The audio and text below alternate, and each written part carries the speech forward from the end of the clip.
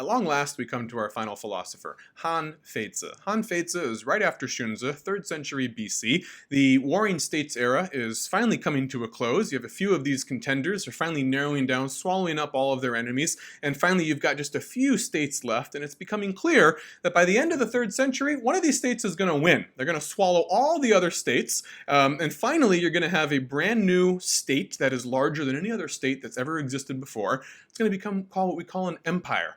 And Han Feizi is a wonderful sort of embodiment of this era because he represents a different school of philosophy that is nonetheless related to Confucianism, but takes Confucian ideas and applies them to hard-nosed, cynical governance. He's often referred to as China's Machiavelli. He represents the legalist school of thought. It's known as legalism. So we have several different schools here. We have Confucianism, we have Mohism, we have Taoism, and now we have legalism among our 6 philosophers. Han Feizi was the only philosopher to actually hold high political office. Some of the other ones may have gotten temporary advisory posts from here, from now and then. They may have occasionally gotten the ear of a king and whatnot, but mostly their influence was in their legacy, in their followers, the people who wrote down their words and disseminated it. Han Feizi was actually an advisor. He actually was working in the court of one of these final warring states, and was the one who really was trying to apply philosophical ideas to actual real-world governance, and also trying to anticipate what would be necessary to govern the diversity and unprecedented size of an empire versus the much smaller states. He was also the only one who really ever talked about women. The other philosophers almost never talk about women. Unfortunately, I wish I could tell you that he talked about women in a somewhat positive way. Han Feizi only talks about women to protect men, powerful men, from their wiles. His one comment on women is to say, make sure women are kept out of politics. Remember, everything is about politics for him. Actual navigating the halls of power, not just general talking about what virtue is and rituals and rites and populism. Actually, how do you stay in power, maintain power, and rule over your underlings? And he says, watch out for women. Watch out for women, he says, and also be wary of women who are getting old. Old in his day was around 30, right? He says, be wary of women who are approaching the age of 30, because that's when women stop to be attractive. He says, men still desire sex as late as 50, but women are unattractive at 30, so they know that they have to leverage whatever advantage they have, their looks. It's all his ideas, not mine. They have to leverage their looks and their ability to manipulate men before they lose those looks. So women who are approaching 30 are ones you have to be wary of. All right, enough of that. Kind of unpleasant, a little bit of misogyny there. All right, so Han Feizi. He's going to take the Confucian idea about rituals, the rites, how the role that rites play to regulate society and confirm the unequal hierarchy of human beings that allows for a harmonious society to evolve. And he's going to take the idea of ritual and turn it into laws and say laws are going to be how we regulate government. Okay? He's also going to agree with Xunzi that man is evil and his evilness must be countered. Right? You shouldn't be surprised to learn that Han Feizi was a student of Xunzi. So the relationship is not just sort of, theoretical, it's very direct. He adopted Xunzi's idea that man is evil. He internalized all this talk about the importance of rituals and inequality, and then he took rituals, turned them into laws and punishments, and said, this is how we're going to use this to make a smooth-running bureaucratic machine. All right? The irony here is that Han Feizi will usually be condemned oftentimes later on for his cynicalness, for his harsh laws and punishments and everything, but most states will adopt a mix of Confucianism and legalism.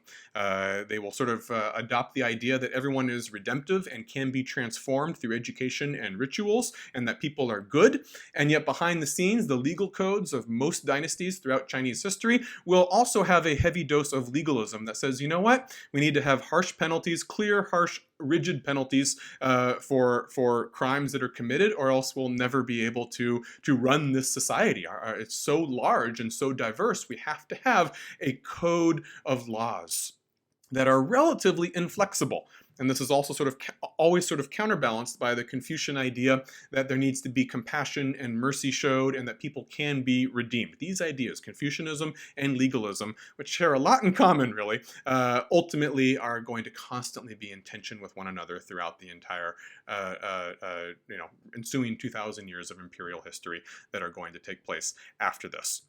Now, so a couple of the major ideas and anecdotes that Han Feizi touches upon.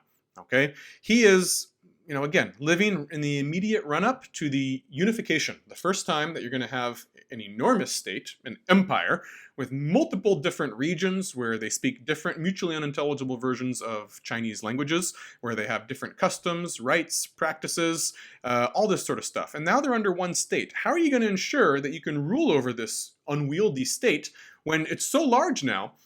The king can't personally have personal ties with all of his officials, with all of his underlings. All right? How are you going to rule this empire when the personal touch and the leader's charisma is no longer possible? Plus, you need to be able to survive weakling rulers who, succeeded by, hereditary succession, but they're not really talented. And, they're sort of a liability to the government. How is the government going to survive weak emperors or boy emperors who have regents who are ruling? The system has to be sound. You have to have a well-oiled machine run by laws. Okay? That's essentially what he's saying. He's saying, the emperor kind of needs to be the Wizard of Oz behind a curtain, who no one really sees, but they're aware of his potentially terrible power. But the bureaucracy functions regardless. So let's just give a little anecdote here. My favorite one is the parable of the keeper of the hat. Here's his story. It's drawn from Chinese history. He says, once upon a time, the Marquis Zhao in the state of Han got drunk and passed out naked. Oh boy, this one's going to be a bit salacious. He got drunk and passed out naked. There were two officials nearby, the keeper of the hat and the keeper of the robe. Okay? The keeper of the hat noticed that his liege had fallen asleep naked and drunk. It was a cool night. He said, I don't want him to get cold, so he laid a robe on him. When the Marquis Zhao wakes up the next day, he says, who put this robe on me? Finds out it was the keeper of the hat. What is his decision? I'm going to punish both the keeper of the hat and the keeper of the robe. Why? Here's Han Feizi's gloss on the subject. Quote, it was not that he did not dislike the cold, but he considered the trespass of one official upon the duties of another to be a greater danger than the cold. Let's unpack this. What the Marquis Zhao is essentially upset about. All right, he's upset that the officials did not do the duty that was set down in their job title.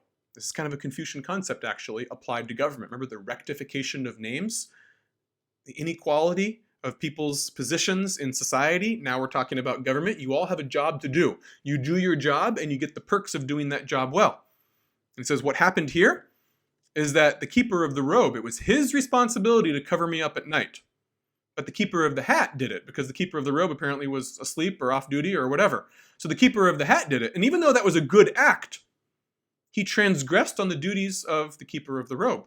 Now the system isn't working. It's not just that everything's sort of in shambles now and people don't know their responsibilities. It's a little bit more than that. Han Feizi also talks about how this can ingratiate one official to his supervisor, essentially.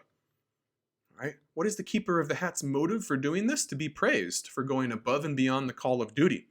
Han Feizi doesn't want officials who go above and beyond the call of duty. That's not how an empire with a huge number of officials that the emperor probably has never met the majority of them before. That's not how an empire is going to work. We can't have a bunch of heroes, Confucian heroes in government. We need strict job descriptions, laws, and people adhere to those laws and do them. And if someone doesn't do it, he'll be punished and he'll learn. But you cannot allow someone else to impinge upon the responsibilities of another official and then praise that person. He's getting in with his supervisor. The supervisor, if he allows this to happen, is going to start favoring the keeper of the hat, giving him more responsibilities, and perhaps let's bring in a little Xunzi here. His mind's going to be manipulated, and subjectively, he's going to start favoring the keeper of the hat against his better judgment and not realize that the keeper of the hat is amassing a lot of power and might supplant him one day or pursue his own interest beyond just taking care of hats. Right? That's what Han Feizi is talking about. Yeah, that's why you have to have clear responsibilities, inequality, okay, and clear punishments. This is applied Confucianism. Confucianism applied to government, essentially. Xunzi's version of Confucianism, which posits that people are evil and will always be pursuing things to their own selfish interest, and they must be restrained and transformed. But instead of being transformed by rituals, they're going to be transformed by laws and rewards and punishments. Why are rewards and punishments so important? He says, essentially that, let's talk about another analogy here. He says a tiger will beat a dog in a fight to the death every single time. Only if the tiger uses its talons and teeth to defeat the dog. However, if the tiger does not use its talons and teeth, a dog will kill the tiger. It loses its advantage. Naturally, a tiger should win. It's higher up on the food chain. The tiger should beat the dog. Right? He then takes this and applies it to government and says the government, its monopoly over violence, to use that phrase, is the equivalent of the tiger's claws and teeth. Strict laws and punishments and rewards. That's our claws and teeth. And if we use them, we will be in charge. The government will function well. You can have the largest empire in human history. That's going to be the Qin Empire eventually. In 221 BC, the first emperor of that dynasty will be the one who creates the terracotta warrior army to accompany him into the afterlife.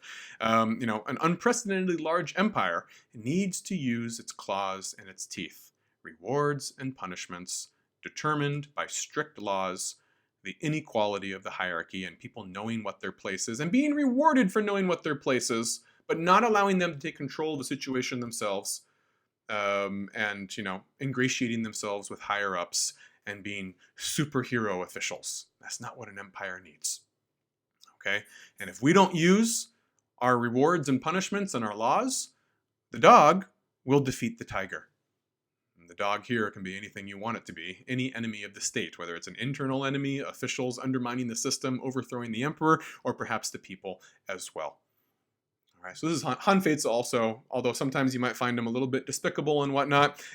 He also has produced a very fascinating, oftentimes humorous, but always entertaining and interesting text as well. People often ask me for my recommendation. Who would I recommend among the philosophers? I like sort of the last three.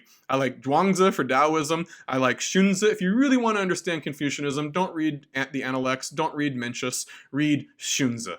And if you want to understand legalism, read Han Feizi. Now, together, all of these philosophers, the six that we've talked about, as I said, what's the big takeaway point here? They provide the East Asian equivalent of the Greco-Roman and Judeo-Christian cultural legacy in Western civilization.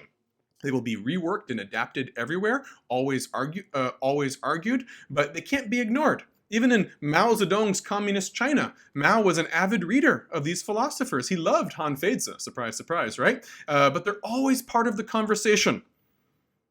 Right? Oftentimes we say of these canons, the classics, whether Western civilization, Eastern civilization, why do we keep reading all of these things? We should absolutely be adjusting it, introducing new works and whatnot. But one reason we keep reading Confucius, Mencius, Zhuangzi, Xunzi, Han Feizi, all these guys, and then you keep reading Socrates and Plato, in Western civilization, Shakespeare and whatnot, is not necessarily because they're intrinsically always incredible and transcendent, but simply because they have been read. We need to keep reading them because they have been read. And if you want to engage the conversations historically that people have been having, you have to engage these too.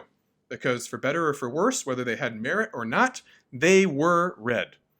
And to understand the people and the eras later on who read them and debated them and reworked them, whether it's in China, Japan, Vietnam, Korea, or the Mongols who conquered China and also adopted the Confucian canon and read it, you have to read these guys and understand the debates that go on.